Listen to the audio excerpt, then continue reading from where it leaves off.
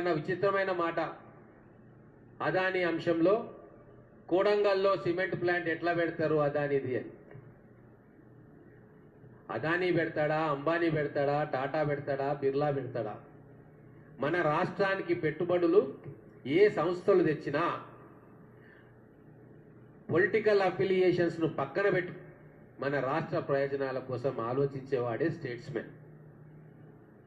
అందుకే ఈరోజు టాటా వాళ్ళు ప్రాజెక్టులు తెచ్చినా, అదానీ తెచ్చినా, అంబానీ తెచ్చినా వాళ్ళు వందల కోట్ల రూపాయలతోటి ప్రాజెక్టు పెడతారు అన్నప్పుడు ఖచ్చితంగా తగు జాగ్రత్తలు తీసుకొని రాష్ట్రంలో పెట్టుబడులను ఆహ్వానించే బాధ్యత ముఖ్యమంత్రి గారిది. వారు ఆ పనే ముఖ్యమంత్రి గారు శ్రీధర్ బాబు గారు చేస్తూ ఉన్నారు.